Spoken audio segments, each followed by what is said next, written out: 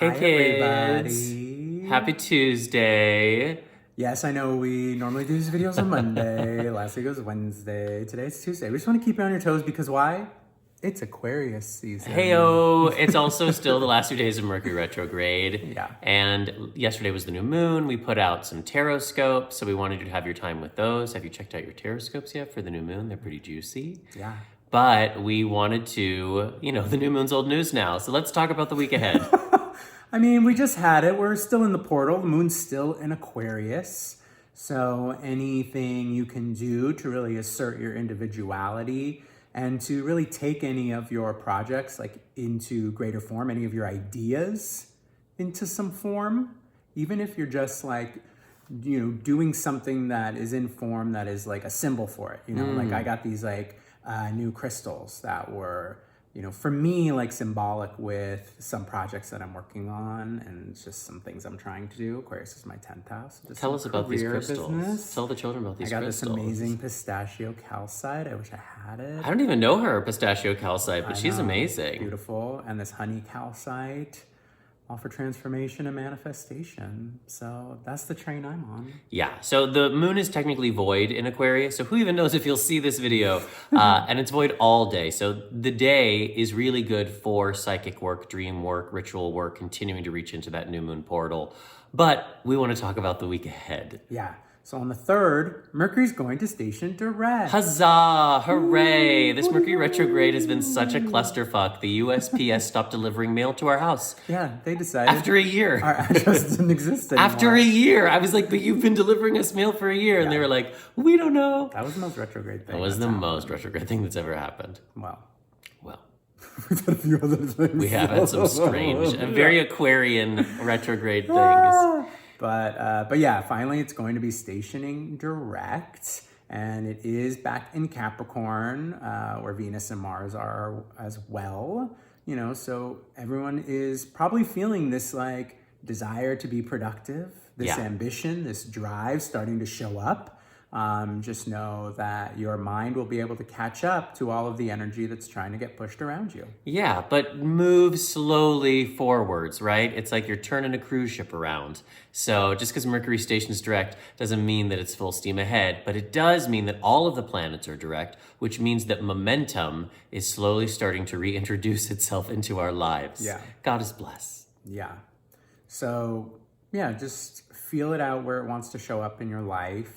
Take some initiative in certain ways, but yeah, like Brandon said, like don't, sprain your ankle trying to like keep up. Yeah, and keep in mind that Venus and Mercury, while direct, come the 3rd, are retracing parts of the sky they've been over twice. So there's still the opportunity to redo, to take 2 or take 3, to reapproach, now that there's more information. Yeah.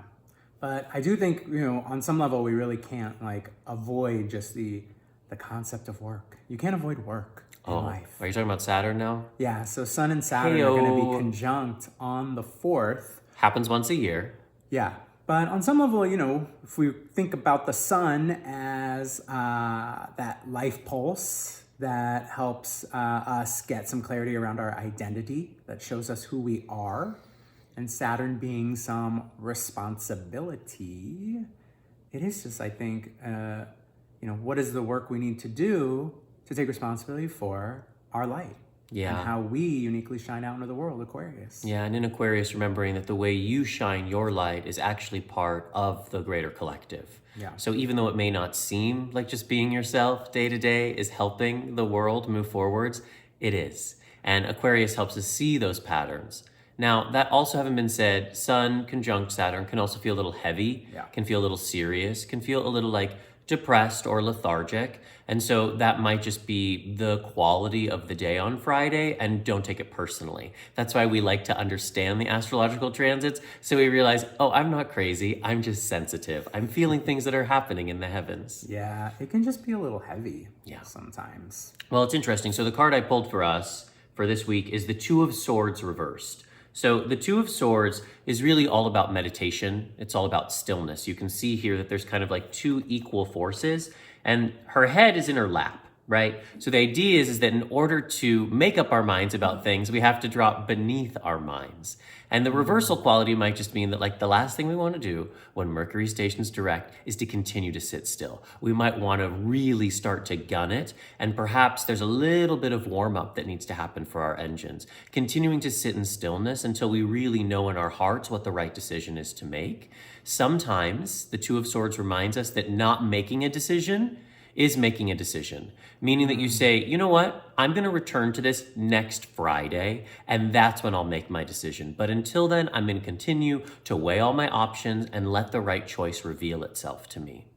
Yeah. So I would just say, just because all the planets are moving forwards doesn't mean that you have to move forwards at full speed. And finding and cultivating stillness and peace and serenity are really what the Two of Swords wants us to do. And when it's reversed, it's basically just saying like, we really don't want to do that. So doing your best to cultivate stillness against your ego's desire to push your agenda forwards. Yeah. But it could also mean you need more of it, right? Honey, it could mean you need it real bad. Yeah, you need it real bad. And I think we do. I think we do, especially with all this Saturn influence. And if you read in our newsletter or even in our little post yesterday about the new moon, Saturn also represents fear. And in a culture as we live in that's kind of onslaught with fear at this moment, it really does take our nervous system some time to recalibrate. And so stillness and serenity and allowing yourself to kind of shuffle off all of the energy that you absorb day to day takes time. Yeah. Don't be scared. Don't be scared. We love you. And yeah, check out your Teroscopes if you haven't seen them. Sign up for our newsletter if you haven't signed up for the newsletter, because they're fucking awesome. And hopefully we'll see you in a couple weeks for either breath work or Astroclub. Pisces season. Registration is open, or even our Spirit World Circle. But we love you. Take it easy. Take care of yourselves. And we'll see you next week. On Monday. We'll be back on Monday. Promise.